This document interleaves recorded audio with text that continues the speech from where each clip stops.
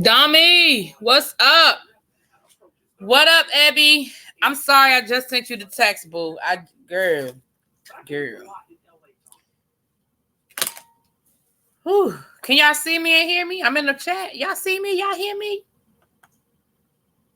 Hey, what's up, David? How y'all doing?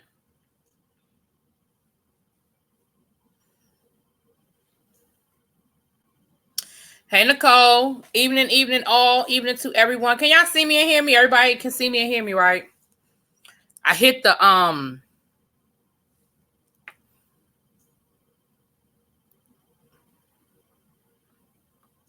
I did the hold on, y'all. Hold on. I just messed something up. What'd I just do? Okay, I'm back. Whew. Hey, what's up? What's up, LaDonna? Oh, well, thank you, Tommy. Tell them to come on over, girl. Yes. Tell them to come on over. Hang out with us for a little while. January, how you doing? I ain't seen you in a minute, Mr. or Mrs. January Clark. How you doing? How are you? Okay, because I had hit the go live button before I came into the chat, honey. And all I saw was a blank screen. I said, what'd I do? But I hit the wrong button first. How you guys doing today? Everybody have a good day today? Everyone have a good day today? You know, it is Day of Remembrance. It's a day of remembrance. So I thought I would come on in and tell y'all my teacher story of my 911 day. All of us that are of a certain... Hey, Coco Dupree. Hey, AC. Regina. Hey, Boo. Glad you can make it. Regina be working day and night, honey. I'm glad when she can make it into a chat with us. Yes, Miss Regina.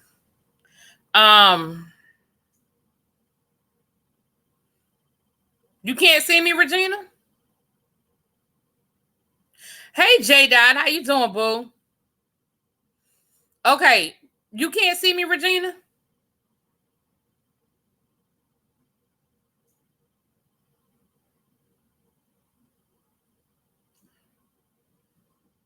What's going on, y'all? Can everybody see me? Is Regina the only one that can't see me, or what's going on? Can y'all see your sister? Now I can't see the chat moving. Okay, so Regina, for whatever reason, Regina can't see me. What's up, Miss YBS Mary? Okay. So I thought I would just, hey, JJ, from BK. I was thinking about you earlier. JJ, you in New York, right? Aren't you in New York, JJ? So I thought I would come on here and talk with you guys for a little bit, little chit chat. Today is 911 Day of Remembrance, and I've been talking to my students about it all day today, and so I thought I would share with you guys my story, do a little story time. Okay, BK.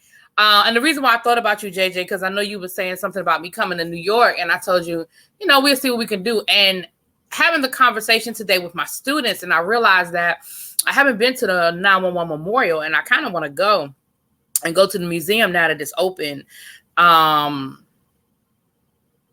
So yeah. So I'll let you know. I don't know. I ain't saying that's going to happen next week, but it is definitely on my to-do list that I want to get up there. Hey, what's up, Danny? Danny Boo. So yeah, I definitely want to get up there for that. 911 happened your second week of teaching, J. 911 happened my second year of teaching. So it was my second year of teaching. And yes, it was the second week of the school year. So it was very early on in the school year.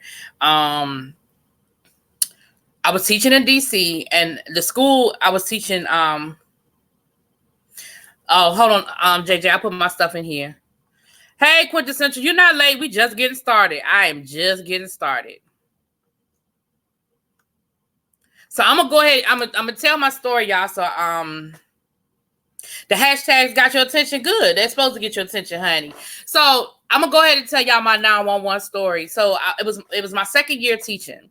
So I was still a rookie, but I knew a little more than I knew before. Lord have mercy. Hold on, y'all. This is my cousin. Hold on. Hey, what's up? Nothing on YouTube. Oh, okay, girl. I'll call you back. All right, bye-bye. I know she wanted something, when family call. I mean, this is my cousin. We together all the time, but I just got to make sure, honey. I just got to make sure. So I was working in DC at the time. I was teaching in DC at the time. Hey, Cookie, Jacqueline, and where my classroom was, I was near downtown DC. My classroom really wasn't that far from the Virginia line. If you live in the area, you know what I'm talking about. It was right across the bridge, like literally from my school without traffic. I could be in Virginia in 5 minutes. And so it was the second week of school. Obviously, it was first thing in the morning. I had my first period class.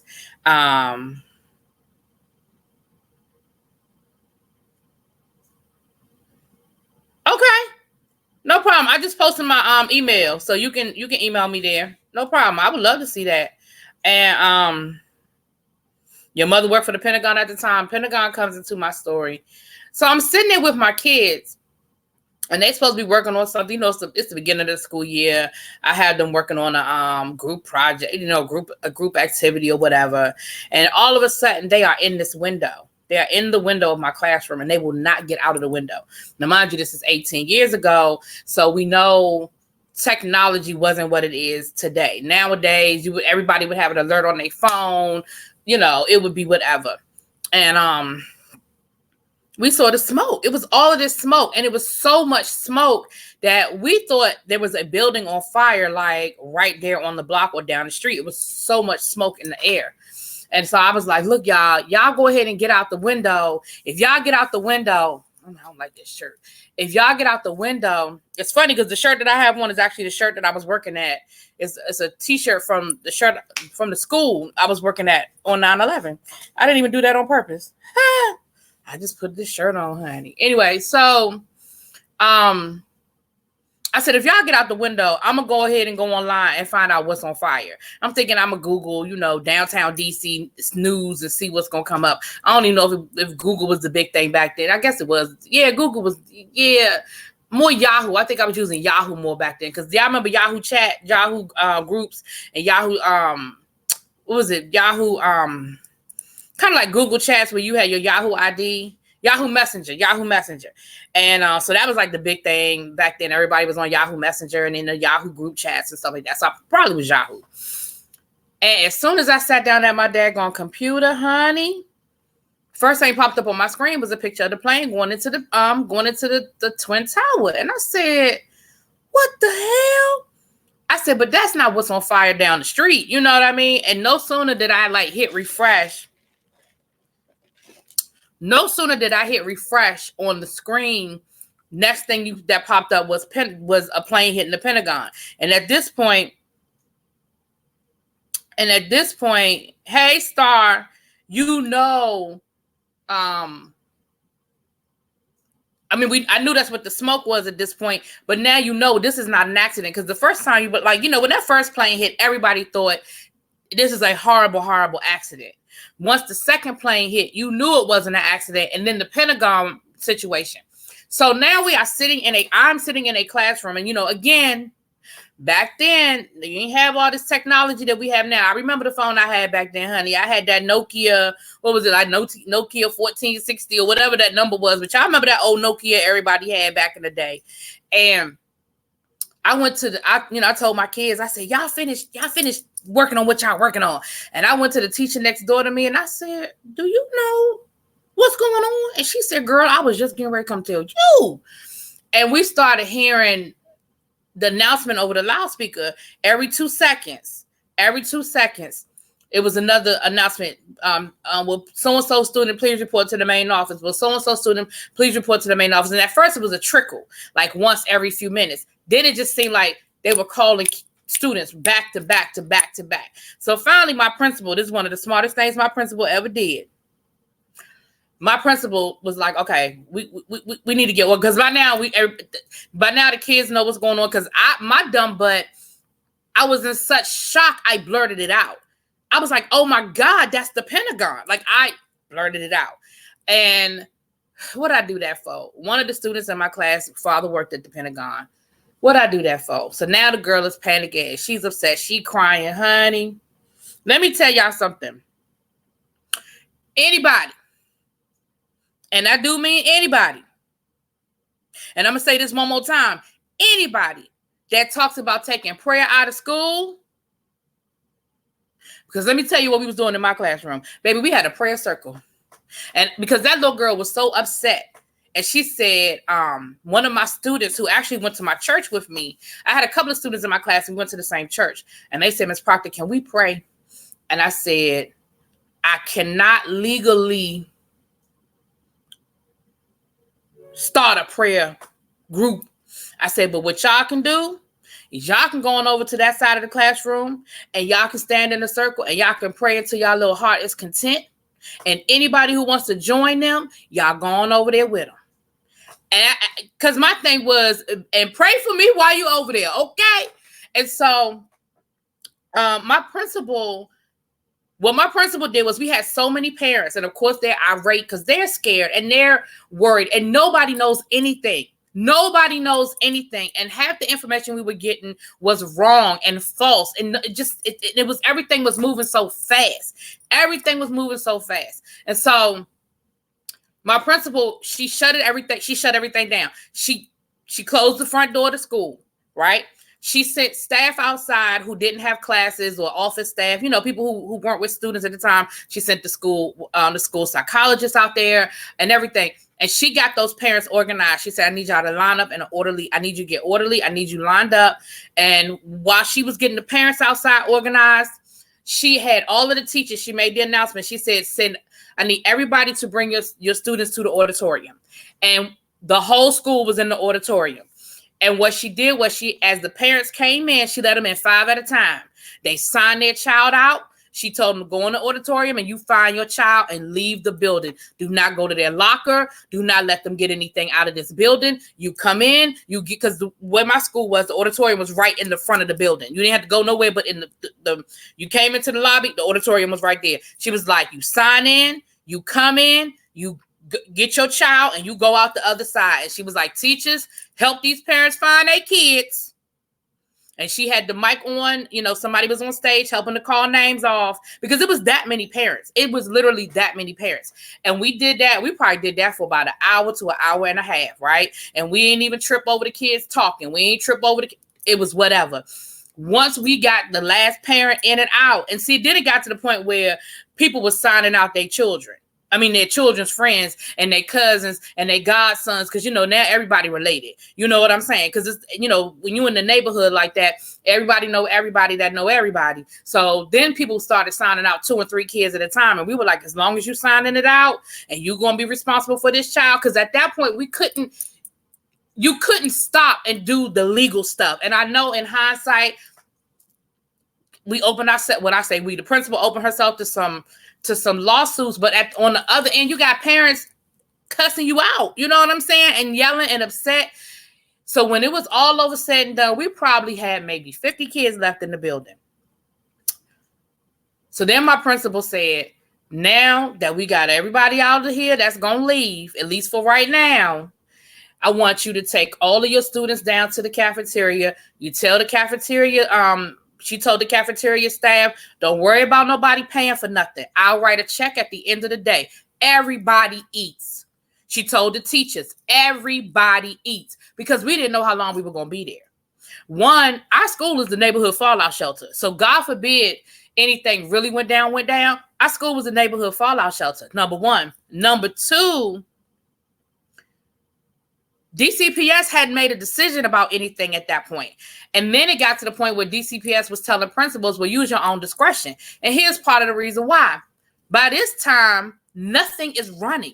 The bus isn't running. The subways aren't running. You understand what I'm saying? So now it's like if you have students who get to school on the bus or on the subway, they can't get home anyway. It ain't no need in closing school because where them babies going to go?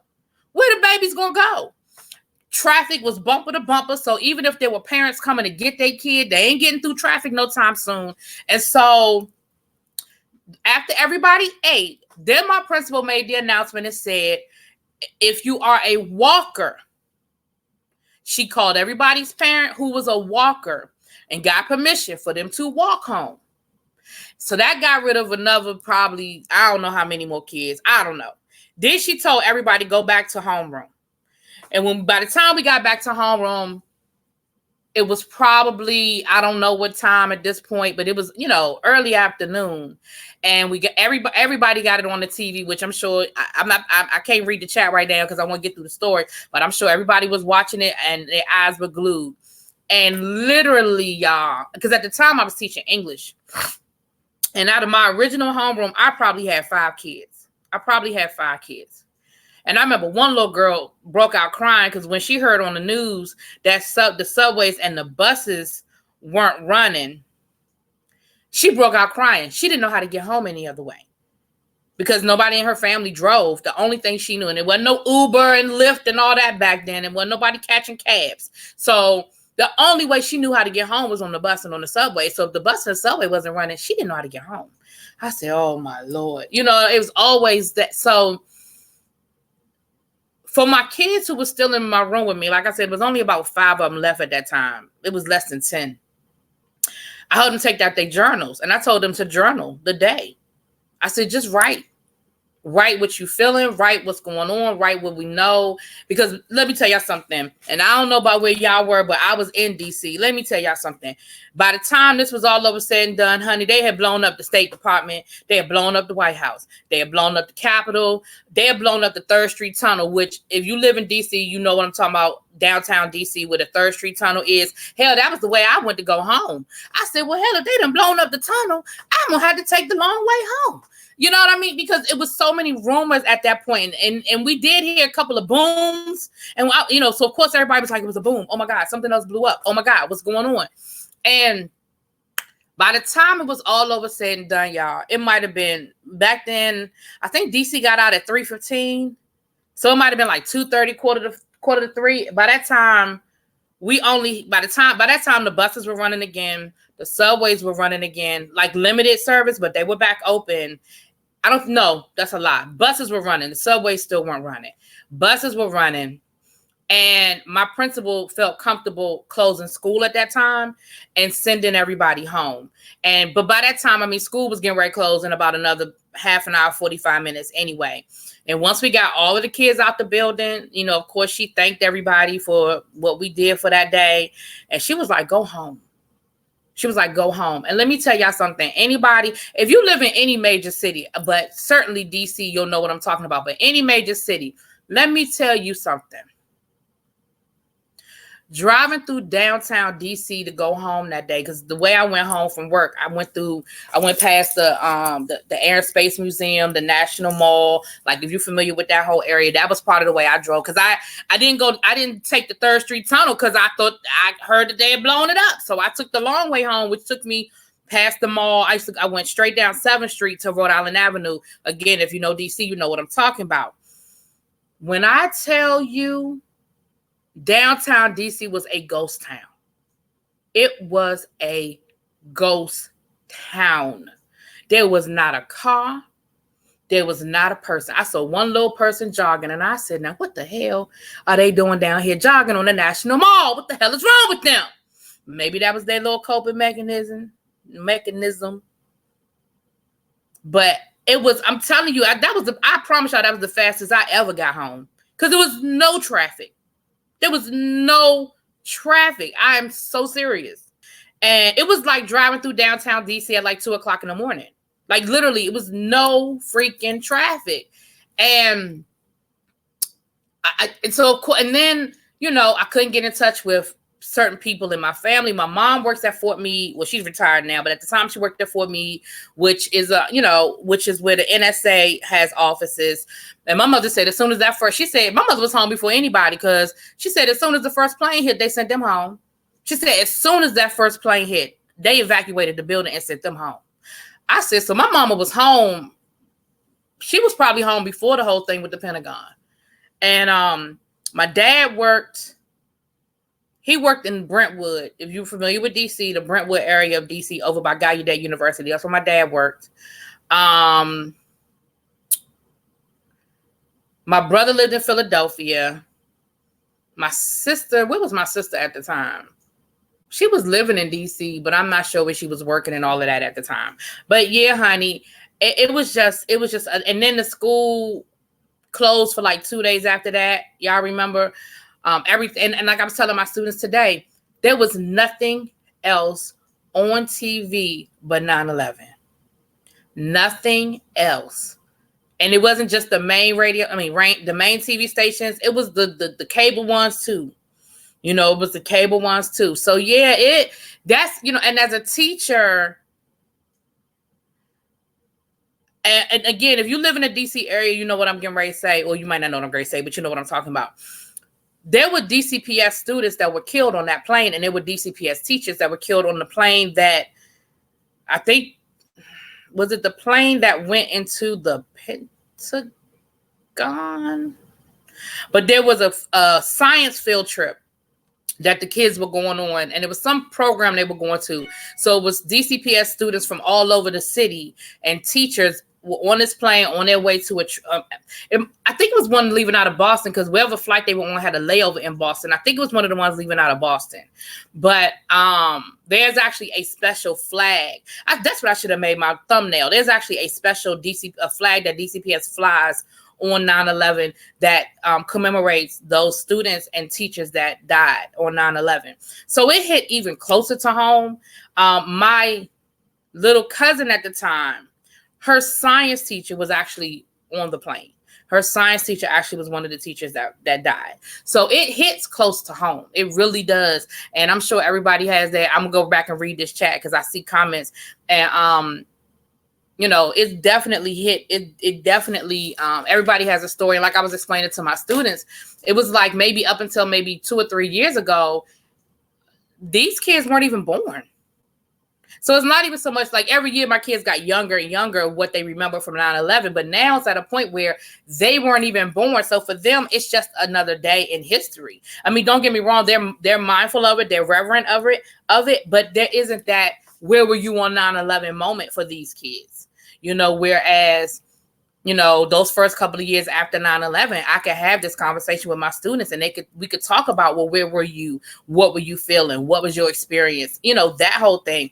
But now I don't have that because these kids, for them, 9/11 is like Pearl Harbor. You know what I mean? It was a day that the country was attacked. And there's really not a big connection to their day to day because they, you know, it's not their day to day. You know what I'm saying? All right, y'all, let me go back up and read these comments. Let me read these comments. Okay, I'm sorry. Y'all know. My mother worked near the Pentagon at the time. I think that's where I left off. The hairs on the back of my neck are standing up. Yeah, AC, it was a day. It was a day. Yes, technology. Because when I was trying to explain to my kids that there were no smartphones and people couldn't airdrop and you didn't get alerts on your phone, they were like, what? I was like, oh my gosh, these poor babies, they have no idea. They don't know what they don't know, these babies. I'm sorry. I remember watching on TV. I couldn't believe it. I would never forget that day. I think I was in 6th or 7th grade. Child, I could have been your teacher, JJ. I'm in Chicago and was working right by the Sears Tower. So yeah, I think the Sears Tower was one of the landmarks they were worried about. Absolutely. I had that good flip phone with the green light. I had that little Nokia, baby. Yes, I remember. We remember the flip phones too, boo. I remember where I was on that Tuesday morning, was sitting in class at BMCC. Child. It was my senior year of high school. I was homesick, and my mom called me and told me to turn on the news because we had just come back from New York for my class trip. Wow. High school, Coco said she was in high school. College for Jacqueline in San Francisco. Yeah, they DC was shut down for 2 days. We were out of school. 9/11 was Tuesday. We were out Wednesday, Thursday. Did we go back on Friday or did they wait till Monday? I think they might have waited till Monday. We might have been out the rest of the week. Wednesday. I know we were out at least 2 days, but we might have been out the rest of the week. Don't quote me on that one, though. But I know we were probably, I don't know. Don't quote me on that one. I had that Nextel chirp. Let me tell you something about them Nextel people used to irritate my soul with them damn chirps. Because I was like, nobody wants to hear your conversation but you. I mean, I still feel that way now when people act like they want everybody to hear their conversation. Nobody wants to hear that conversation but you. But them damn Nextel people used to irritate my soul. My second job then was a substitute teaching, and I was at a school and had a nail appointment after. When I went to the nail salon, they had the doors locked. Child, you were shaking the door, Regina. You ain't know. Woo. Them nail techs said not today. It's just Shay says she remember. My twin sister worked for the government in DC, and we were in line. We were in the line of fire. Exactly, Regina. Exactly. If they were in DC, absolutely, and they know it. They know it.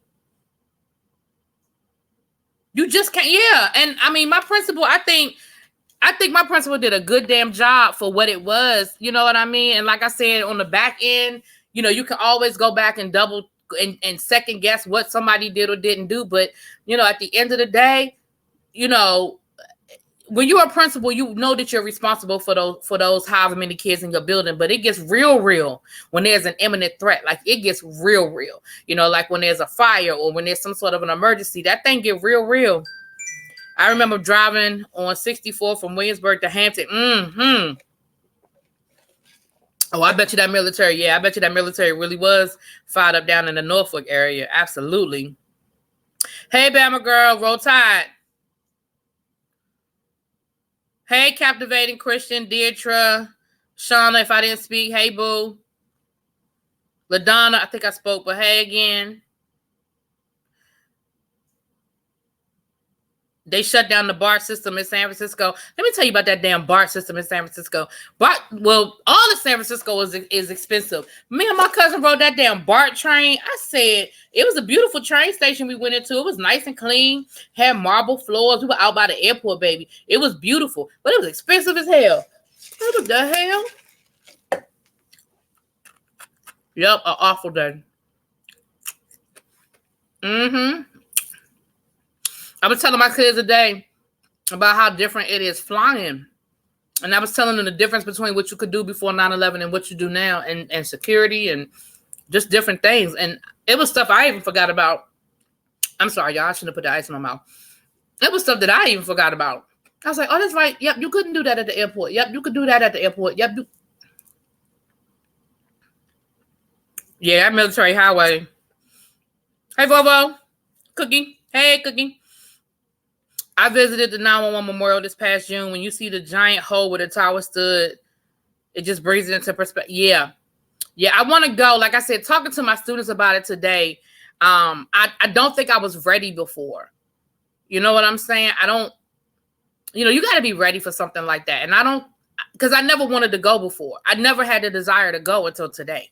And today I said, you know what? I want to go. I want to go see the memorial, and I want to go to the little museum that's it's underground.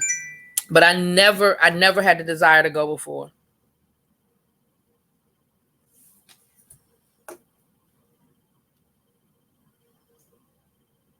Oh, you were in Hampton at the time, J-Dot? Yeah, baby. J-Dot, are you a pirate? Did you go to Hampton? Yeah, and it was eerie. Let me tell you something. Driving through DC, I'll never forget that feeling, and it felt like a ghost town coming through DC on the way home. It was weird. It was so weird. Oh wow, you had just completed your first year in the military. Oh yeah, I know it was a whole nother level of crazy for you. Your second year. Well, you know what? I couldn't blame that on teaching. I couldn't blame that one on teaching. That would have happened regardless of what my job was. Oh, you think you might go? You trying to go to New York for your birthday? Okay, child. Next time I do a story time, I tell y'all about my New York undercover weekend, honey. Child. Let me just give y'all the short version. I'll give y'all the long version on another day. We got to get to the rest of these hashtags. I went to New York for a surprise birthday party for a friend of mine. And let me just say this. In the 48 hours I was in New York, our hotel was in New Jersey. We parked in New York. We went to 2 clubs, a hospital, a police station, a courtroom, and a shark bar. That's all I got for you.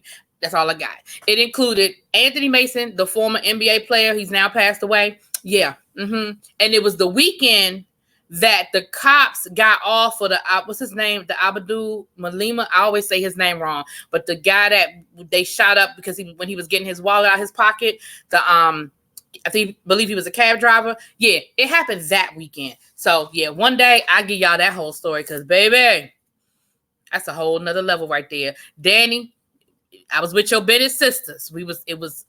Danny. Woo!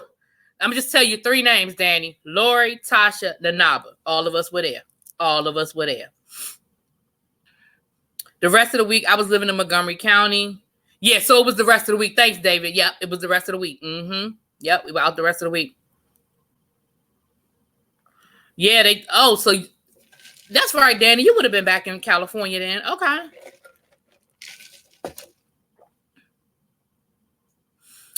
Well, so did the plane that crashed in Pennsylvania, it flew over Pittsburgh?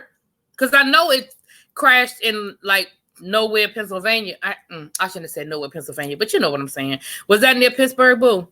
Nicole? Thank you, J-Dot. I thought my principal did a really good job. Hey, little baby. Hey, Rochelle Perkins. Child, let me tell you something about parents and they short attention span. She probably got mad respect for a couple of weeks. I honestly can't remember all those specifics, but they was probably cussing her out a week later. Oh, they shot it down after you got to work. Okay. Danny, I'm glad you used that terminology because I think the same thing. They shot that damn plane down. Them daggone passengers ain't overtake the hijackers in the plane crash. The military shot that damn plane down because they didn't know where that plane was going and they couldn't stop it. They shot that damn plane down. And I'm sorry for anybody who had family on that plane, but your family was sacrificed for the greater good of the country. And you ain't gonna convince me. You ain't gonna never convince me different. You ain't never gonna convince me that plane in Pennsylvania wasn't shot down by the military. I don't give a damn what nobody tell me.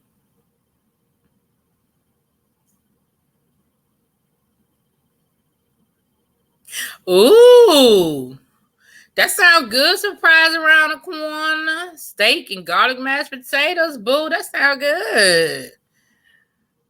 Oh, you said they shut down BART. I thought you were talking about they shot down that plane. I still stand by what I said. They shot that plane down. I don't care what nobody say. Oh, you a Cavalier. Oh, you a Virginia boy. Okay. The day we had that earthquake. Now, Vovo, my earthquake story was a little bit funnier because nobody actually got hurt where I was. I was working in downtown D.C. then. I wasn't in the classroom at that point. I was actually working for the Washington Teachers Union at that time. And our offices were on K Street in downtown D.C. Baby, I was standing at my cubicle talking to somebody in the office, and that damn building did this. I said, what the hell? Because I was looking at the building next to us. And I said, what the hell?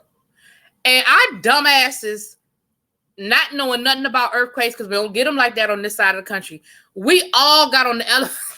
We got on the damn elevator and went outside.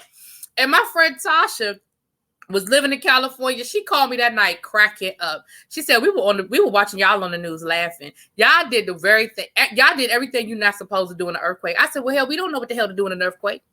We don't know what to do in an earthquake. We don't get earthquakes. But I don't know if you can remember any of that footage. Downtown DC, all of us had run out of our office building and was standing in the middle of the street looking up at the sky like, what was that? And then, slowly but surely, people was like, it was an earthquake. It was an earthquake. Honey. Child. Mumia, thank you. I always say his name wrong, and it is definitely no disrespect. Abdul Diablo. Abdul Diablo is who I'm talking about. Mumia is the guy on death row, I believe. Abdul Diablo is who I'm talking about. That was the last serial killer us Negroes come to know. What serial killer? What you talking about, little baby? What serial killer? The government? Who you talking about? Not the Allah. Hey, I didn't say we got arrested. I just said we ended up at a courtroom and a police station. And I had to identify somebody out of a lineup. That's all I'm saying. I wasn't the one being arrested. I was the one identifying the arrestee. And the arrestee was Anthony Mason. That's a whole nother conversation. Okay, it's about 80 miles from Pittsburgh. Okay. All right, cool. Oh, so y'all agree with me too about that plane? Mm-hmm. Exactly. Oh, now let me tell you something, little baby. Now, little baby, what little baby just said was, I do find it odd that you can't find the images of the plane or the scraps that crashed into the Pentagon. I hate to do the conspiracy thing, but it's very odd. Now, let me tell you something, little baby. Now, I'm saying this to y'all, okay? I'm not saying that I agree or disagree. I'm just giving y'all my facts as I know them. My cousin is a retired DC fireman. He worked for DC. He worked in the fire department for however many years you work in the fire department before you retire. Because, you know, for cops and for first responders, they don't have to work as many years. And I know somebody in the chat will tell me how many years that is. I think it's 20. But neither here nor there. 9/11, he went down there. You know, of course, all the first responders went down to 9/11. And he's been saying that for years. He said they blew that building up. He said there wasn't no plane in that building. He's been saying that for years. And, you know, he could get closer than the average person because he's a first responder and he's a DC fireman. He could get closer. And he's been saying that for years. My cousin has been saying that for years. That there was no plane. So you ain't too far off, little baby, because my cousin, who was a police fire department, you know, and he worked a little higher up, like he worked right underneath the fire chief in DC for a while. And he said the same thing. Yeah, Vovo, we ran outside, child. We were so dumb. We were so damn dumb. Standing in the middle of the damn street. And all I remember thinking was, because we had underground parking. So my car was underneath the building. And they were talking about not letting us back in the building. And all I remember thinking was, well, how the hell am I going to get home? Because my car is in the building. Child.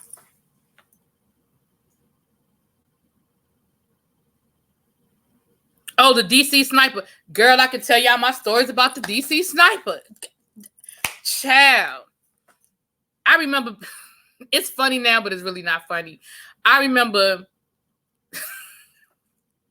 not funny, but I remember we went to the ATM one time. It was me, my best friend, and her brother. And it's actually her birthday was last week. He passed away last year. And I remember us going to the ATM machine, and he got out the car and he started running and zigzagging to get to the ATM machine. And we were like, what the hell is he doing? What is he doing? And when he came back, he ran and zigzagged back. Because he was like, because on the news, they said don't walk in a straight line because of the sniper. But he looked so funny doing it. Honey.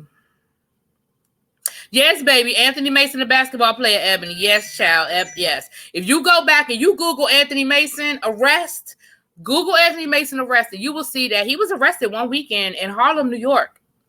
He wasn't playing for the New York Knicks at the time. He was playing for, I forgot what team he was playing for, but he was in town because the team he was currently playing for was playing the New Jersey Nets, I think.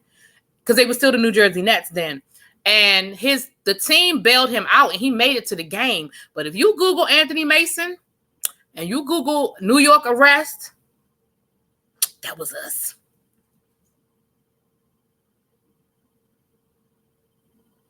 Child, that was funny. Ooh, that story. That's a funny story. That's a funny story.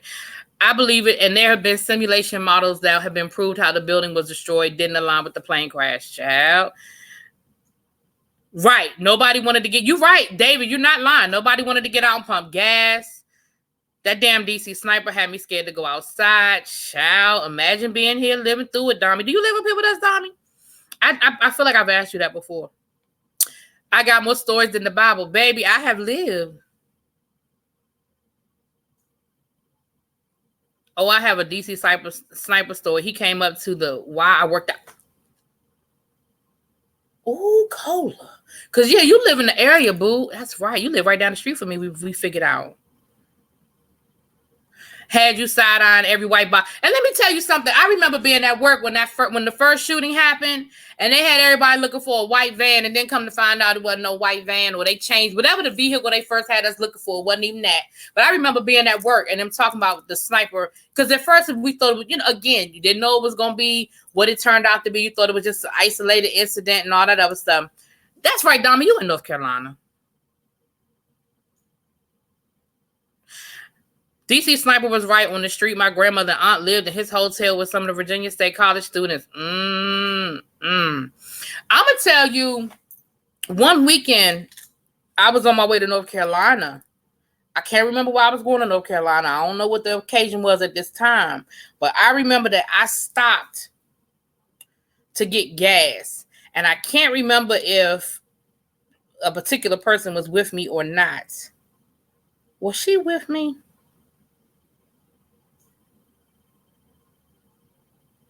I think she might have been with me. Danny, I think Lori was with me. And we stopped to get gas. And the exit that we stopped at was where the Ponderosa was, where the shooting took place maybe a week later. I said, what the hell? I said, that. I was like, we can't get rid of it. We can't escape it. We go to North Carolina. We stop to get gas, and they there shooting somebody. We're like, you can't fucking escape it. Yeah, it was rough. But cool, Clarence, hey.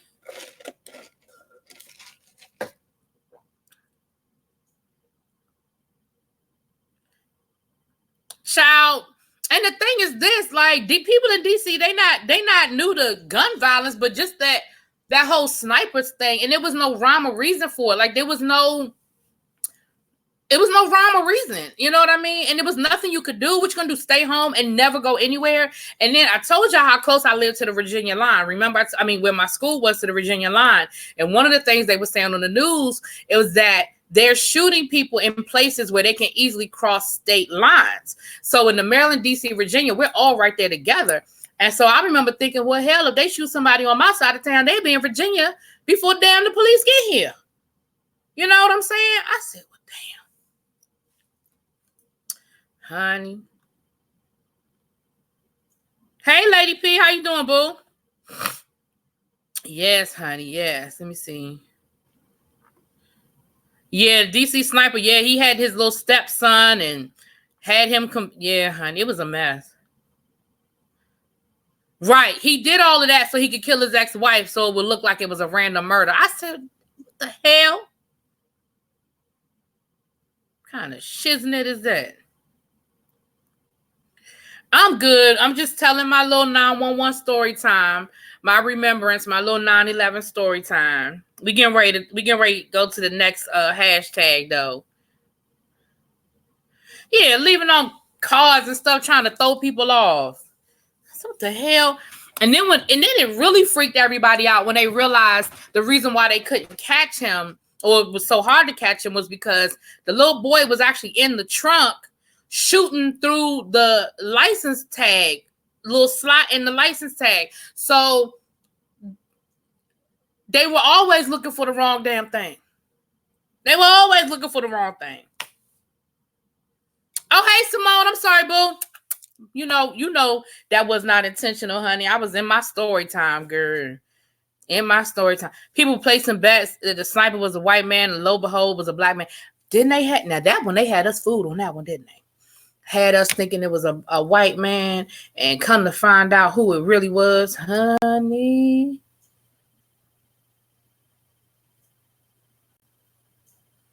Other than him having a stepson and him being black, yeah, he did all of this to set up him killing his ex-wife, but he didn't want to be the obvious suspect, which he would have been. So he killed a bunch of random people so that when he did go to kill her, it would look like she was just a victim of the sniper, and it would just blend on in. Child. Yes, honey. I'll tell y'all my Anthony Mason story another day. Y'all just got to remind me, and I'll tell y'all the story, because that one is funny too. I call that my New York Undercover weekend. That's back when New York Undercover, I think either New York Undercover was still on, or it just, it might not have still been on. But if it was still on, it had just gone off the air or whatever. But honey, I call that my New York Undercover weekend, because we did a little bit of everything that weekend, honey. Child, we did a little bit of everything that weekend. I think that wasn't the last weekend I spent in New York, but it was certainly the most memorable. Child. Oh yes, New York Undercover was fun. Well, you know what? Since we talking about New York Undercover, I'll come back to Antonio Brown. Let's go on and get Malik Yoba out the way, since we done already brought up Malik New York Undercover, because they're supposed to be rebooting the show, and I don't know what it's gonna look like. But Malik Yoba is already signed on for the reboot. And the female detective, the female cop, has already signed up for the reboot, honey. It'll be interesting to see how that works itself out. We had a family reunion in Maryland around that time. I was like, what the hell? Stopped at the rest stop in Fredericksburg. Yeah, now I don't think I would have made that family reunion. See, I already lived here. It wasn't a whole lot I could do about it. But I'd be damned if I was going. I don't know if I would have had to voluntarily come in this area until they found him. I'd have been like, I'll catch y'all next year, family. I don't know if I would. I think we would have had to change locations. I don't disagree with you, LaDonna. And it's really going to depend on what they do with this reboot, because you can't make them street detectives anymore. Like, it's just not possible.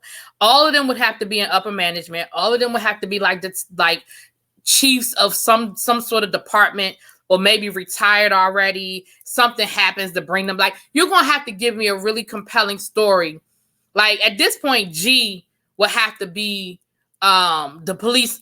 You know, G would have to be the police officer and his detective. Like, the reboot can't be them as the focal point. It just wouldn't work. It just ain't gonna work.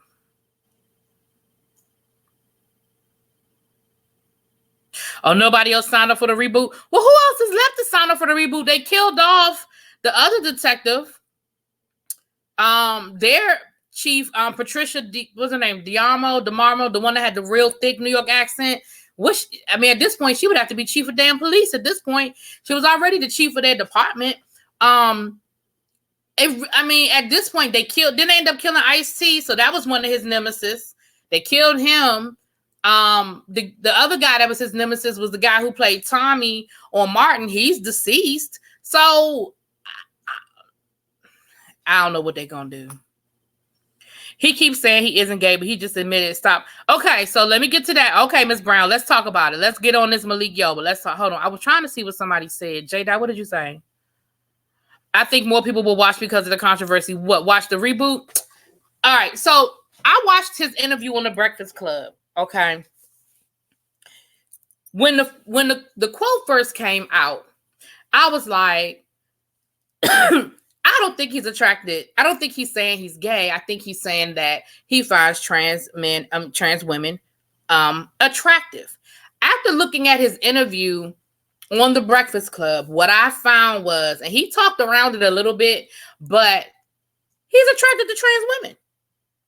Now, they said that the interview is a lot longer than what they put up. They edited the video down for the segment on the show. So you can watch the whole interview on YouTube. But he said when he was 16 years old, he was at the club and he ran into, was it Carmen Extravaganza? I think he said.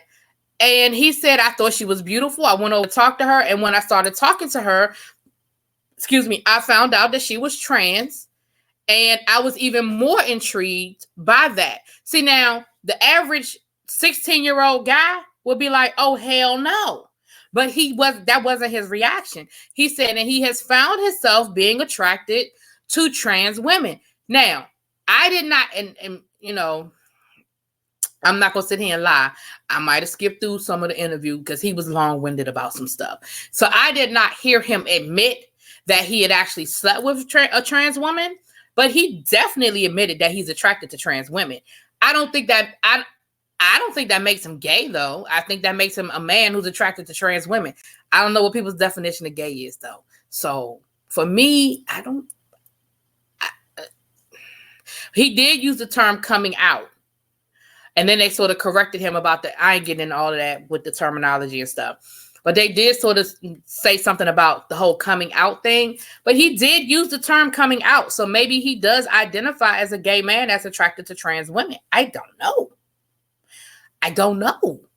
You know, I honestly can tell you that I really don't have a whole lot more clarity after the interview, other than the fact that he wasn't just saying that he finds trans women attractive and that they're beautiful and everybody's beautiful. He is attracted to trans women because he gave a couple of examples.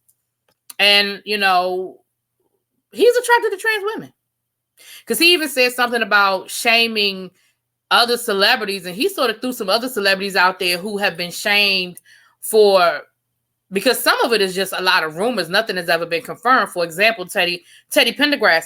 It was never confirmed that Teddy Pendergrass was with a trans woman. I know there was a rumor because he said Teddy Pendergrass, Eddie Murphy, and somebody else he said. Who else did he say, y'all? Teddy Pendergrass, Eddie Murphy, and somebody else. Now we know Eddie Murphy got caught with the trans prostitute. But Teddy Pendergrass has always been the rumor. I have never heard anything confirmed about, hey, Ralph's Trucking. Now, y'all correct me if I'm wrong. I ain't never heard nothing confirmed about that. And it was the third person I can't remember.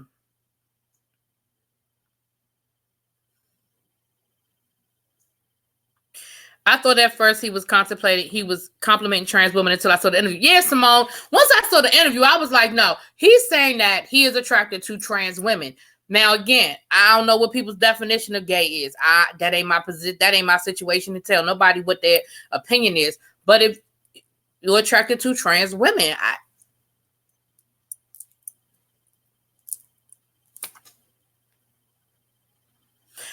Not Ebony said, I'm still waiting to care about this whole subject, child. Wouldn't it be nice when we get into a world where nobody cares because it's not a big deal? Wouldn't it be nice? Wouldn't it be nice to be in a world where nobody cares because it's not a big deal? Oh, that'd be wonderful. Exactly, Regina. But finding a trans woman attractive and dating a trans woman or specifically finding trans women attractive, that's where the question comes in about people's sexuality. You know what I'm saying? And Simone, that's a good question too that I don't know the answer to. Is he attracted to trans women who have fully transitioned, or is he attracted to trans women who are pre-op? That makes a difference too. LaDonna says the brain versus genitalia makes sense, but I'm still researching. Dami says the Black community loves to label and judge. Exactly. I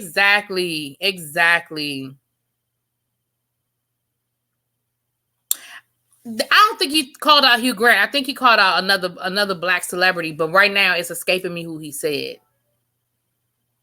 But I believe it was another Black celebrity, but I don't remember who he said.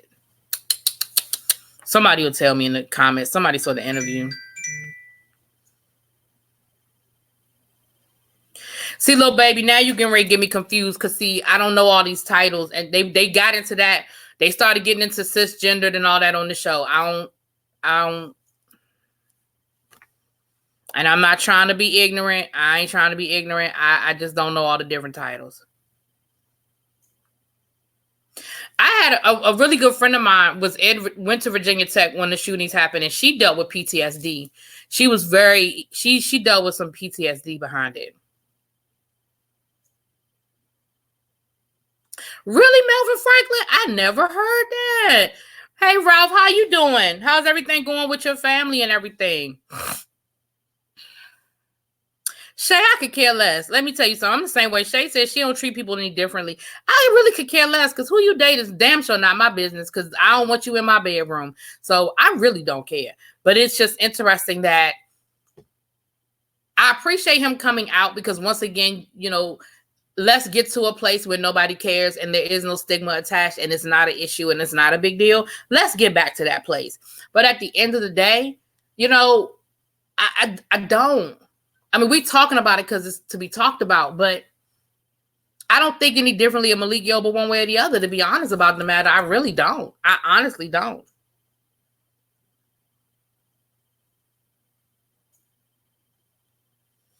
What recent Teddy Pendergrass documentary? I didn't know there was a Teddy Pendergrass documentary. I keep waiting for this damn movie that Tyrese is supposed to be making. What, Cola, drop the name of that documentary down in the chat. I don't know it. I want to see it. Hey, Lady V, how you doing, boo? So the trans woman has given interviews. See, I ain't know that. Okay, well, I retract what I said because I ain't know she had given interviews, y'all. I ain't know nothing about no interviews. LaDonna Busty, I heard that. I mean, don't get me wrong. I heard about it. Oh, that's El Teddy texting me.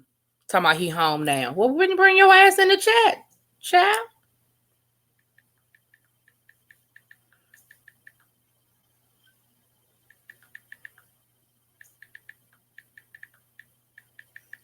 Now I'm behind on the comments. Watch, I scroll down and he already in here. There you go, Dami. Let me be a billionaire. That's what I'm talking about. Let me be a billionaire like Kylie Jenner. Hold on. Living my best life on yachts and stuff. Child. Danny, yeah, you up there in San Francisco, honey. I know everything up there is just child.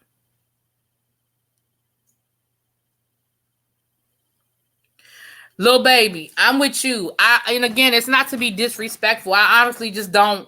I do know my students I had a student tell me last year that she was she thought she was pansexual. And I had to get her to explain it to me. I didn't know what it meant. I'd heard the term, but I honestly was like, what does that even mean? And we had some conversations about it. She confided in me. Child. Now I ain't worn this shirt in 5,000 years. That's a hole under the arm. It's probably time for me to throw this thing away. I've had it. I told y'all this the shirt. This is the school I was working at on 9/11. I ain't worked at that school since 2009. It is 19. So this shirt is at least 10 years old. At least 10 years old. Oh, you know what? I don't even have Showtime anymore. I keep saying I'm going to get Showtime back. Is it still? I wonder if it's still. What's the name of it? Tell me the name of it. I'm going to see if it's still on demand. Because I want to see it. I will. Hey, Trish. I will get Showtime just to see that. Because I would love to see that. Or I wonder if it might be on Netflix. I don't know. Not the Funkmaster Flex, honey. Now, Funkmaster Flex need to just go on and just come on. See? Hey, girl, hey. I'm sitting there talking about Teddy here in the chat, but I forgot I was behind on my comments. I feel people should get back to being private and not telling everything, showing. Well, people feel like they got to tell all their business, Simone, but I don't disagree with you, boo. I don't disagree with you. LaDonna, you like El Teddy? I like El Teddy, too, with his crazy self. He's so crazy. Yes, all your boos up in the house. Now, I do think people should keep their business to themselves. I don't have no problems with that. I mean, my thing is this. I don't have a problem with you sharing your business, but I have a problem with you. How do I word this? I don't have a problem with people sharing their business. But I do have a problem with people making their business, imposing their business on me for their own agenda. Does that make sense to anybody, what I'm saying? If you're an athlete, actor, actress, you should have access to social media. It is there for their own good. I don't know what that means. Hold on. Let me go back up, Jacqueline, because I don't understand what that means.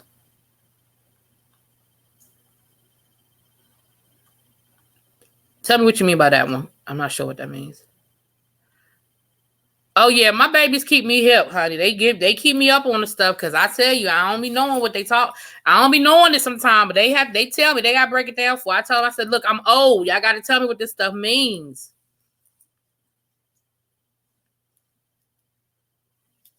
Yeah, there are a lot of sexual identities now. Yes, with the Dragula reviews. I got to get caught up on Dragula.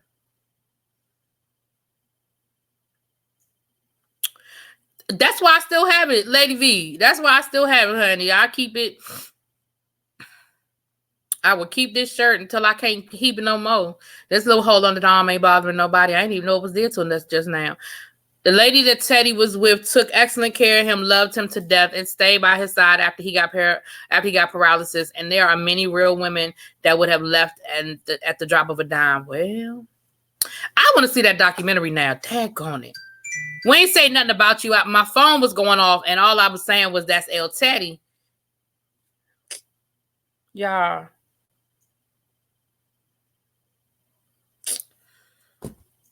People get on my nerves. Men are stupid. Ugh. Anyway. He just got cut.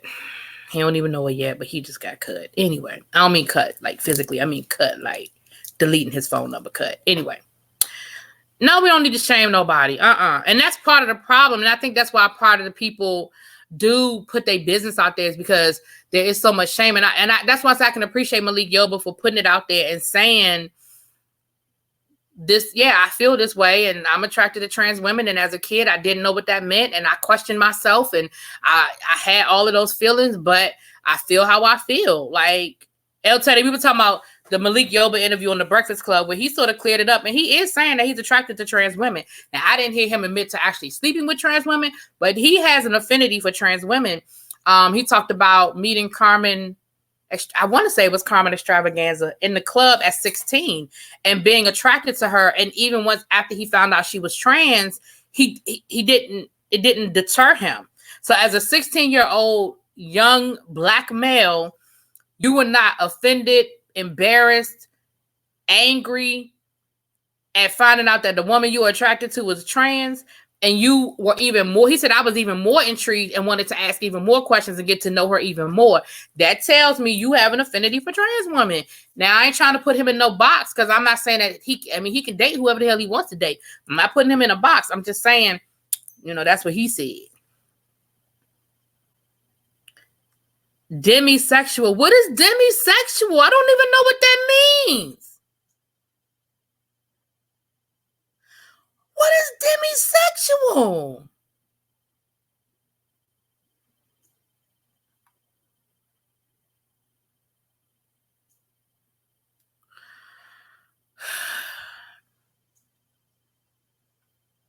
Wow. Yeah, now that's the other thing that came out today was that woman said that she said when she was underage that her and Malik Yoba had a relationship. She was 13. Now, of course, he denies it, but I'm going to have to see some receipts on it. See, we got to Google that. I don't know what that means. Akil McDowell hit me up on Instagram and said he saw one of my David Makes Man reviews and liked it. Oh, look at that. Okay. Go ahead, Teddy. Yes. That's good. Oh, shit. We talking about Malik Yoba with JJ.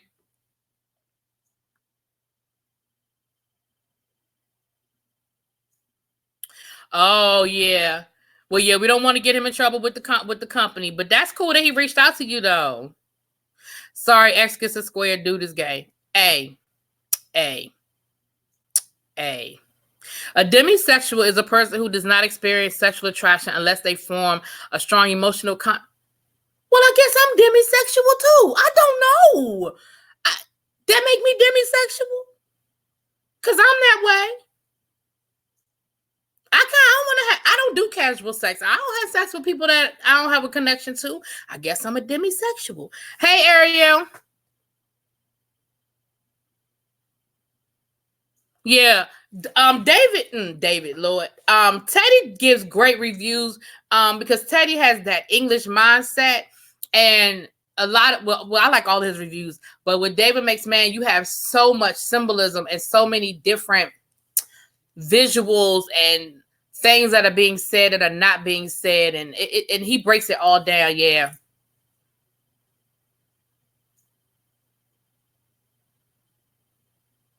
Why does that even have a definition? Exactly. Why do we have to define that? That's a definition. That's a definition. Demisexual. Exactly. I ain't never seen so many labels put on people that don't want labels. There you go. Me too, Danny. I'm a demisexual too. You know what? Exactly, El Teddy. Exactly. They just wanted a letter. They wanted to be part of the alphabet because that don't even make no damn sense. That don't make no sense. Not I'm a once a month sexual. Cole said I'm a once a month sexual. That's funny. I'm a once a month sexual. That is so cool, Teddy. Oh, I like that. That is nice. That is so nice. Okay, y'all. So the other hashtag, and Teddy, I'm glad you're here for this. Is Quintessential still in the building? Any of my other Divine Nine in the room? Any of my other calling all Divine Nine to the floor? Calling all the Divine Nine to the floor. Hey, Sassy Queen, we're going to be here for a few more minutes. Calling all the Divine Nine to the floor. Hey, Midnight Kiss. The definition of a trisexual, you try anything. I crack myself up sometimes. Ariel, you can't see me? That was the same thing earlier with Quintessential. She couldn't see me either. I don't know why you can't see me.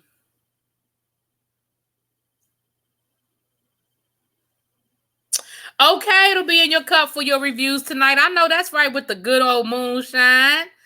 One of my parents pissed me off today. I had to give her a good old finger lashing with my typing. I had to CC everybody. Click send, honey. I had to give it to her. Divine Nine, your historical Black sororities and fraternities. They are called the Divine Nine. It's 9 of them. And the reason why I am calling the Divine Nine to the floor, Malik Yoba, who is an honorary member of Phi Beta Sigma, he was demoted from his role. Oh, Ebony, you and that daggone scarf was cracking me up. First of all, when your review first started, you look like an old lady with that damn scarf on your head, looking crazy. I just wanted to get y'all's opinion on. They said that in order to protect them and protect the sanctity of their organization, they had to remove Malik Yoba from his position because he worked with the young men. He was in some sort of youth, he was a youth leadership role, and they removed him from his position. Now, this was about the transsexual. So you got me saying, yeah, this was about the comments he made about being attracted to transgender. Because this accusation about the young lady is a relatively new accusation. But what he was saying in the interview was, when I needed my brotherhood the most to stand by me, they pushed away from me. And I just want to know, Teddy, no, I ain't calling you so you can talk about it. No. Hey, Art of Creation. I understand what you're saying, Rochelle. I got it, boo. I got it. Okay, he's only an honorary member, but he's a member. He can wear paraphernalia. He can go to meetings. He can rep for y'all when y'all want him to rep for y'all. Who calling me? This better not be El Teddy.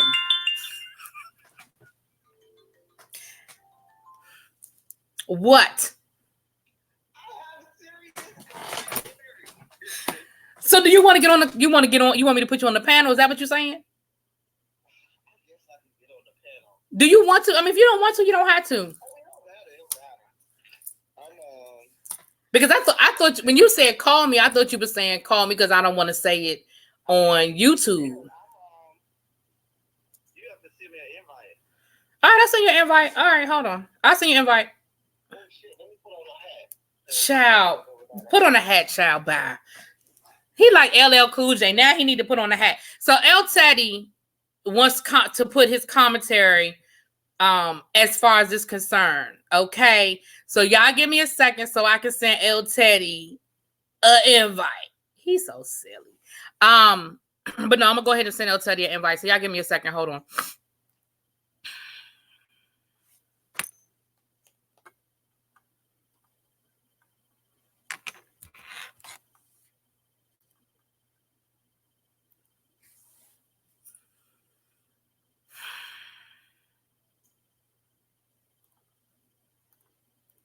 All right.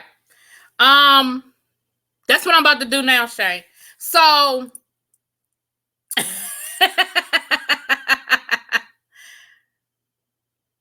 it should be taken away from athletes. Answer. What, Jacqueline? So because he's attracted to trans women, excuse me, then he can't serve a leadership position? I don't understand. K.O. Warren. Hey, I'm sorry. I don't know if I spoke. Hey, K.O. Warren. I didn't mean to say your name like that. I was trying to see if I spoke to you.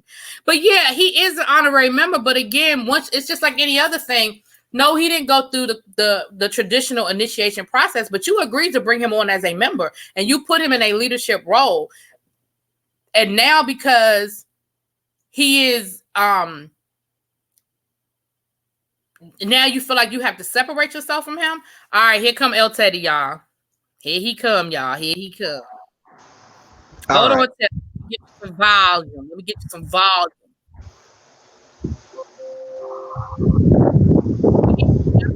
Outside. Can he hear me? El Teddy. Can you hear me? Yeah, I can hear you. Outside. I'm outside. Look at you with you got a little chin. Look, you got a little peach fuzz on the chin. What's that? Little scruff. Can't let y'all see all that. Anyway. But the other, I'm gonna say, hold on, let me finish with the vibe. Hold on. I'm gonna say this and then I'm gonna let El Teddy say his piece. Malik Yoba also went on to say, because he pretty much blasted them, but he went on to say, that they have all kinds of things going on in their leadership, that of inappropriate behavior going on in leadership that nobody seems to have a problem with, but now all of a sudden they got an issue because of the comments he made and again, they removed him, from my understanding, and if I'm wrong, correct me, but from my understanding, they removed him from this position before these accusations came out from this young lady. They removed him when the comments came out about the transgender. So, and even if it was after the comments about the young lady, whatever happened to proving it to innocent? Like, what the freak? Anyway, I'm gonna give El Teddy the floor and let him speak his piece. Okay, so I'm gonna come from both sides. First of all, Phi Beta Sigma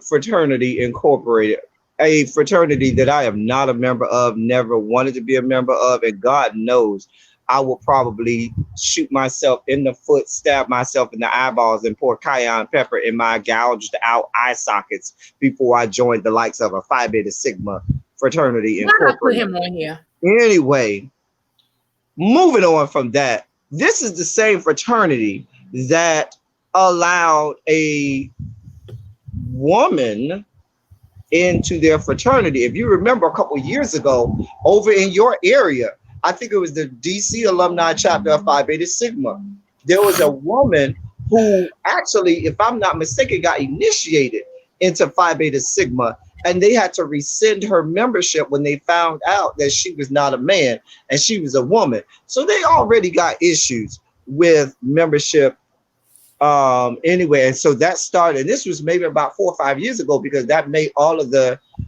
Divine Five, meaning the five fraternities, really call into question their membership and how membership was equated, or what it took to be a member, even in the order.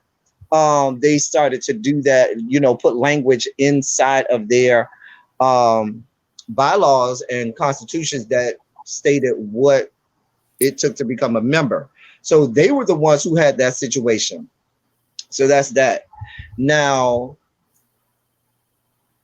I first of all think it's horrible for them to do that to Malik Yoba, because they got all kinds of everything in the world. There are members of Phi Beta Sigma who are trans women right now and were initiated into that fraternity.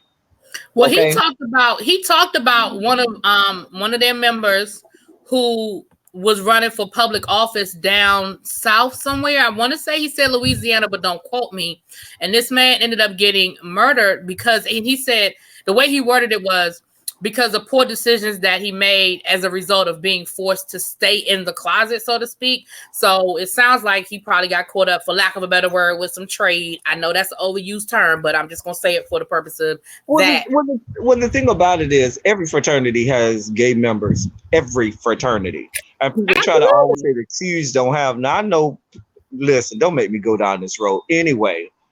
Well, we know. This. But on the other side of the spectrum, if he was an honorary member, not a duly voted in and initiated member of that fraternity, meaning granted honorary membership. See, that's why my great fraternity does not have honorary membership. But if he was granted honorary membership, what that means is they can rescind that honorary membership at any time. Freely they gave it. Freely they can take it away. Now, the caveat to that is if you are giving someone honorary membership, they have all of the secrets to your organization. It's once you are a member, even if you say you're no longer a member, they still know everything it takes to be a member. And for all intents and purposes, you cannot say they're not a member anymore because they are, they have all of the secrets, all of the grips, all of the secret words, all of the handshakes, all of the ritualistic things that make you a member. They have a card that says membership into this organization. Now, they may not have a current financial card, but they certainly have a card stating that they were initiated into that fraternity. Right. So, I mean, what do you do now? Because he has all of your secrets. If he wanted to, he could blast you all over the earth. And he sort of blasted him. I mean, he didn't tell any private business, but he blasted him a little bit today. And let me say this: I stand corrected, Dami. I put her comment up there. I stand corrected. If this is a result of the trans woman that's accusing him of having sex with her at underage, I'm not saying that. I still feel like that their decision is still somewhat based in discrimination of a bias. I think that's even, and I'm not belittling pedophilia or rape or anything like that, but saying that he's no longer a member, no longer something, is bullshit, because we all know members of Divine Nine. It's members of Divine Nine raping anything with a hole, of age, underage, and through the age. Okay, it's member of Divine Nine doing everything under the sun, and they ain't having no membership revoked, removed, or anything else. And so it's hypocritical for them to say that they're going to remove his membership or take him out of something when they're not. That's not the policy of the organization. They're not doing that for everybody. So how can they say that they're going to do that just for him? It seems like they're trying to put him on blast by making it a point to say, oh, you see what he did and you see what we did to him. And they're trying to put people on notice and use him as an example because he's a big name. And they're trying to say, well, if we'll do it to him and he's a celebrity and we gave him honorary status, then we'll do it to anybody. But Phi Beta Sigma has a history of just throwing around honorary membership to anybody who they feel they wanted to have it. That's why they gave Bill Clinton honorary membership, and they gave some other people honorary membership that didn't do anything, that didn't even want the membership, and never even officially accepted the honorary membership to begin with. It's just a damn mess. Phi Beta Sigma is a whole ass mess anyway. Don't get me started. Anyway, we're not going to get you started. Okay, I just wanted to add that commentary though, and say that I appreciate your commentary. Say that part about it, that it is honorary membership and they can rescind that when they want, but it's still hypocritical because you got members walking around right now that have done that and more. Yeah, that's what he was saying. That have done that and more. And they're not rescinding their membership or taking anything from them. They have honorary members that have done that. Now, I'm just saying. And that's it. And I agree. Sorry. That's not what I. My bad. Tommy said you want to buy that Sigma shirt. He got. She got you. Well, he ain't got no Sigma shirt for me. I'm gonna go ahead and get off and let you finish with your live and watch. Real quick. Before I'm gonna let you get off after this, because we're gonna go ahead and just go to the next the hashtag, and then we're gonna get off here in a few minutes anyway, because I gotta get ready for my shows. But the next hashtag was about Antonio Brown. Which how you feel about the Antonio Brown piece? I'm all about the sports. Antonio Brown is a clown, and I got personal roots in this because Antonio Brown went to New Orleans Senior High School, which is like 4 blocks from the my house in Miami. Right. Also, most of my students that I taught when I taught middle school went to school with him. I know him, met him, all of that kind of stuff. His parents lived down the street from my house in Miami. So he's a typical Miami knucklehead. He's a typical. I'm talking about this accusation. I'm talking about these accusations and allegations. I saw all of the tweets and the things that he put in her private messages and DM. And that's why I'm saying he's a typical Miami nigga. Because that's what Miami niggas do. They gonna be like, when they feel like they got the upper hand, they gonna cuss you out. They gonna drag you through the mud, tell you ain't shit, and might beat you down. and dare you get mad and gonna beat you get mad if you got a problem with it. So that's what I'm saying. I don't expect anything. And so you talk about not only does he have that Miami nigga mentality, he also has money to back him up and go along with it. Now, I do feel like this. I think the Patriots is his last chance. I think just like the Patriots was the last chance for Chad Ochocinco, this is the last chance for Antonio Brown. And if he can't do right and get right with Bill Belichick and the Patriots, he won't be in the NFL anymore. And I don't care how good his talent is. That's just the Well, long we and know the short of Patriots it. don't care.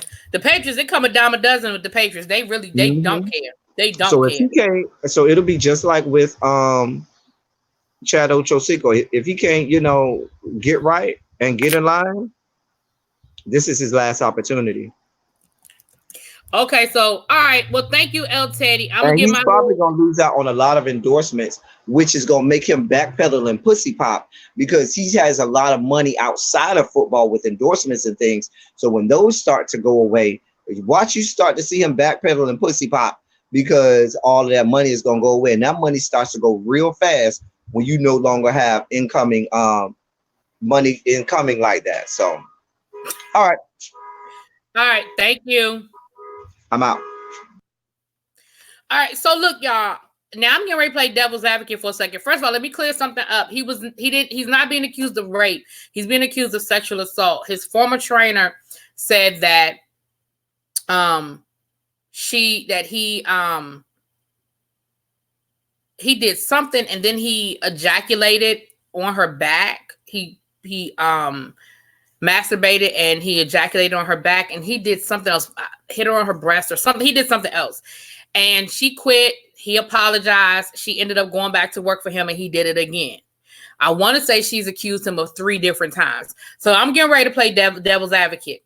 Whether I think Antonio Brown is guilty or not, how much responsibility does the woman hold in this situation? From the point of view of, let me finish. Not that she holds responsibility for what this man did, but the fact that she kept going back after the first time. Now, he did it once.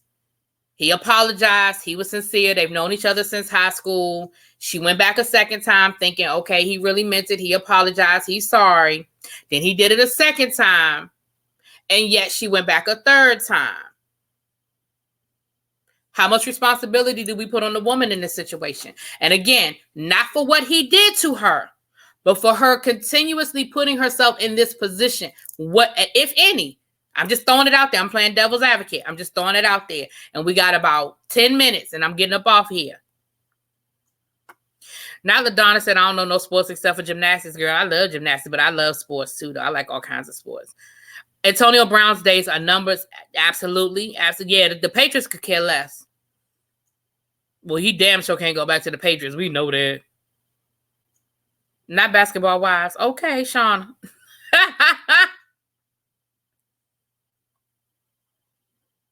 Yeah, groping and inappropriate behavior.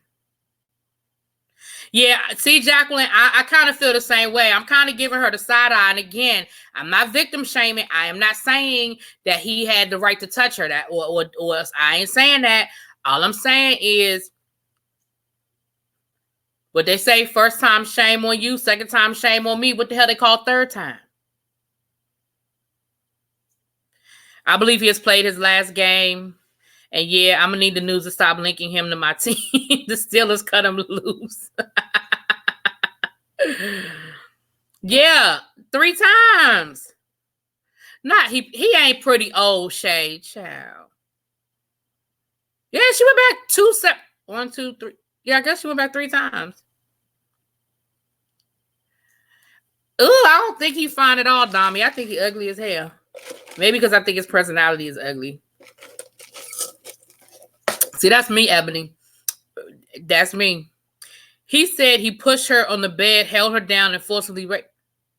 Oh, that was the 3rd charge, Daddy? See, I didn't read that. Okay. My bad. Wow. Okay. Then I take back what I said. He showed her who he was, and she didn't believe him. I'm putting that one up on the screen, honey. Because you're right, he did. He showed her what she was and didn't believe him.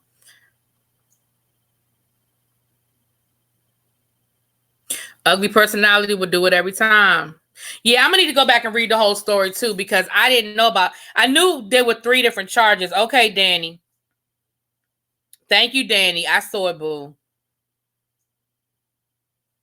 Yeah, the third charge was okay. So the third charge was rape. But see, that's okay.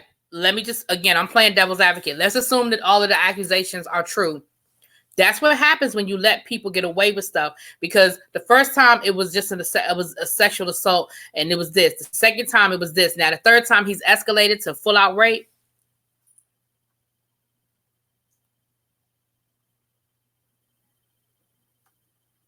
El Teddy. El Teddy don't look old. El Teddy look like he damn 15 years old. You know who El Teddy look like?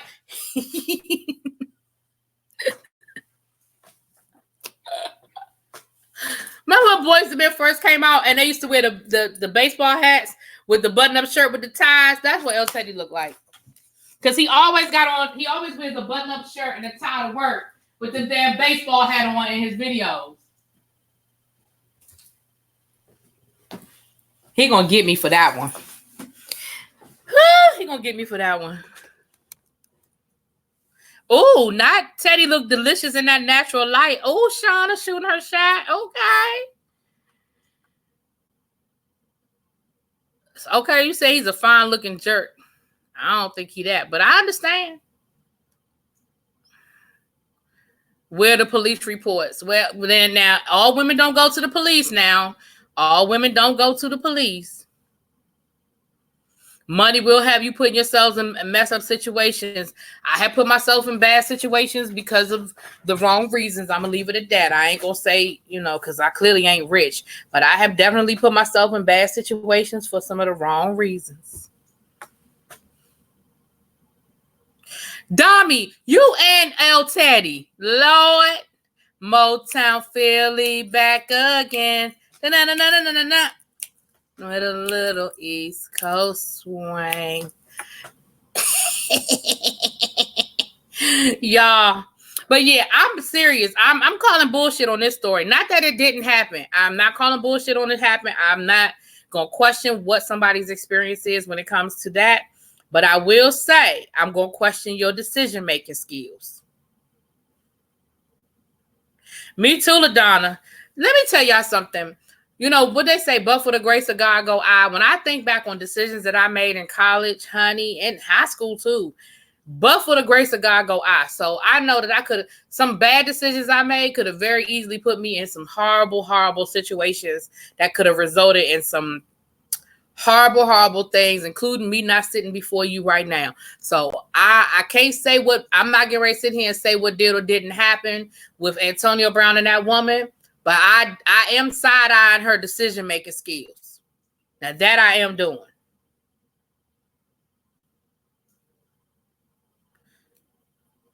Sound like somebody was trying to build a case. But this took place over like 2 or 3 years. I definitely question her damn judgment. I don't make no damn sense. Exactly, Monk Chip. When somebody shows you their true selves, you believe them, honey. Yes. You missed my story time, El Teddy. I told them my 911 story. My teacher, my 9/11, my teacher story from 9/11.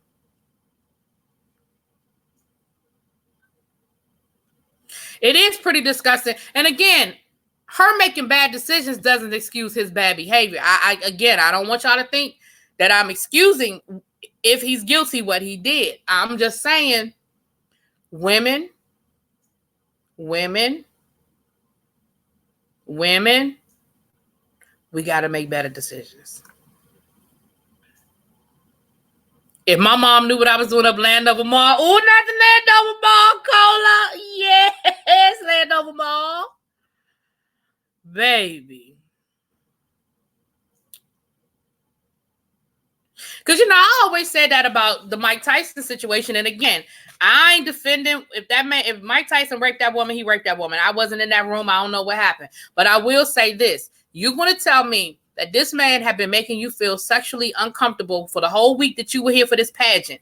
He had hit you on your butt. He had made sexual comments to you that were inappropriate. Now, I get it. He was a judge, and you felt like you couldn't be rude to him or mean to him. But when he took you out, when he asked you out, and you accepted, and then when you got there, y'all weren't going out anywhere. He said, we're going up to my hotel room. Then, I'm sorry to be nasty about it, but you were on your period and you went in the bathroom and washed up. And there was a phone in the bathroom. So even if you had gotten up there and things was about to go down the way you didn't want them to go down, you could have called. I got to question your decisions. And again, I'm not excusing. If you said no, you said no. But I got to question your decisions. You right, Monk Chip. They do.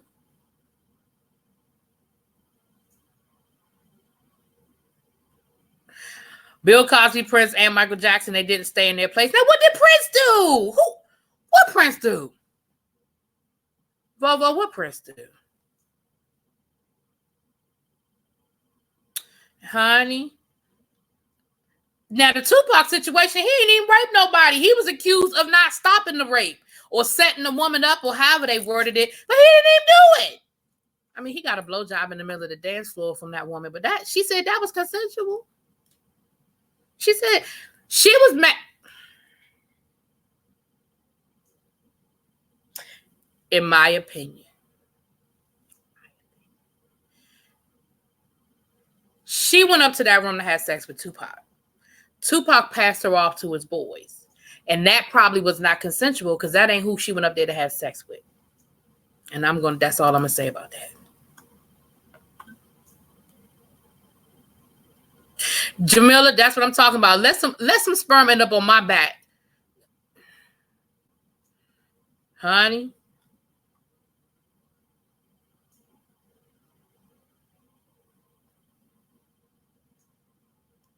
You right, Lady V, because most men don't roll like that.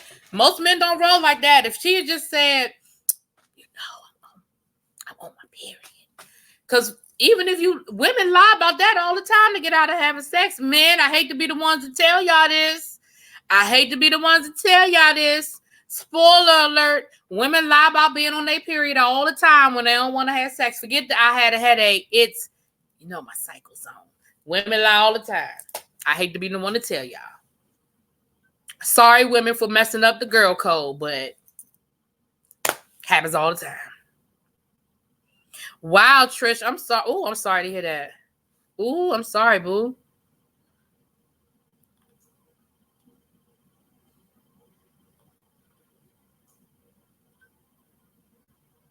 Child, don't they forget that even if they get money, they still black? El Teddy, unwarranted is something wrong with it. When I didn't ask you to or give you permission to do it, is absolutely something wrong with it.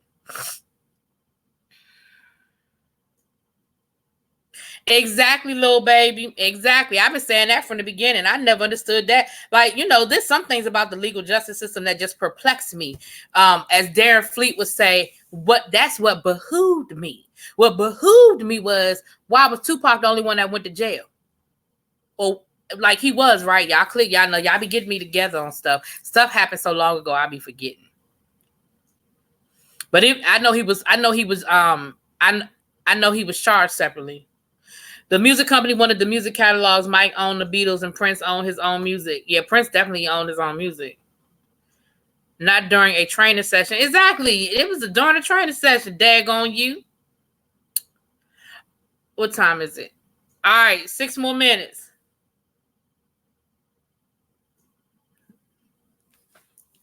But El Teddy, once again, I'm not entertaining you, but once again, when you are in a consensual sexual relationship with somebody and y'all do what y'all do, that's different.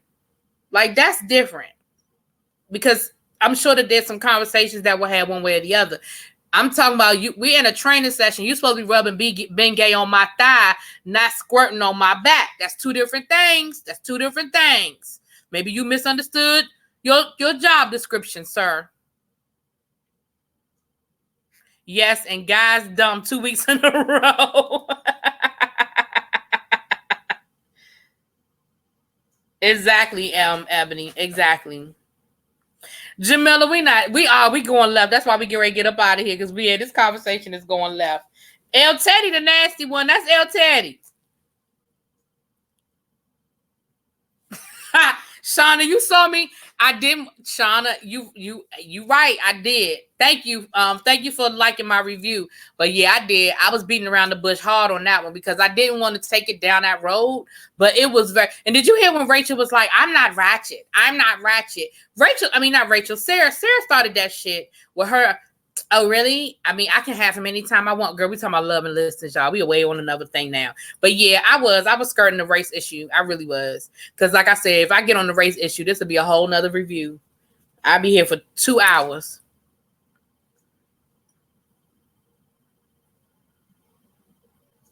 Right, little baby. That's what happened to that comedian a couple of years ago where the woman felt guilty about him giving her head later after was a child.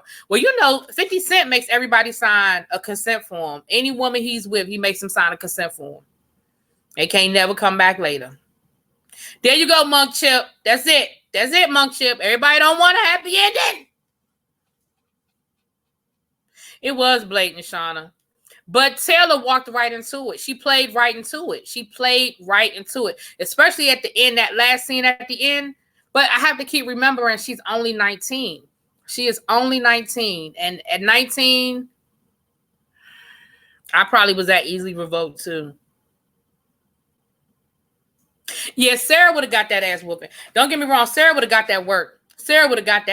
Especially when I'm telling you I went on a date with this man and the first day. Because at first I was like, what's she talking about? Because I said, I know she didn't say what I think she just said.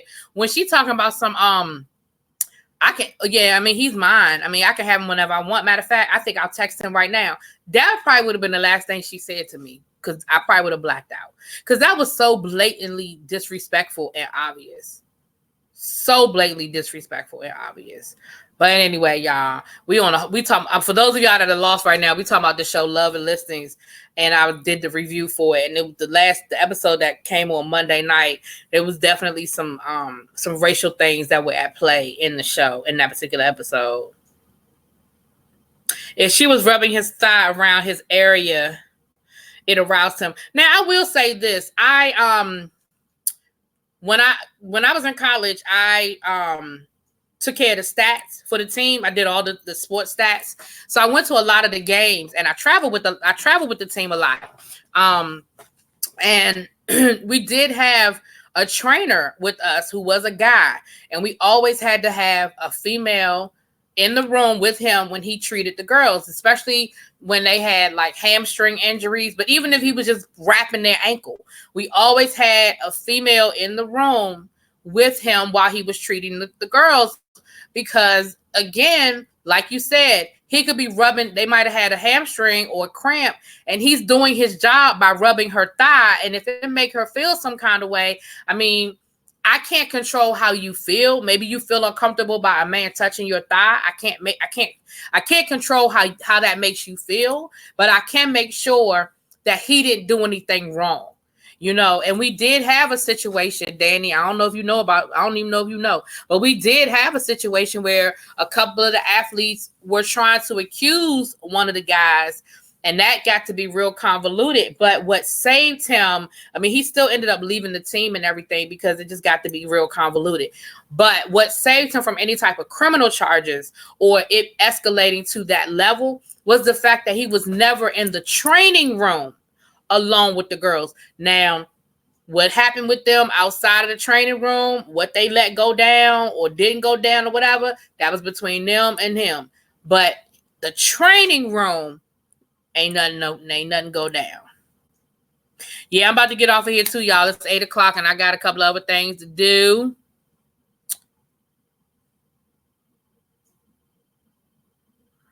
Yes.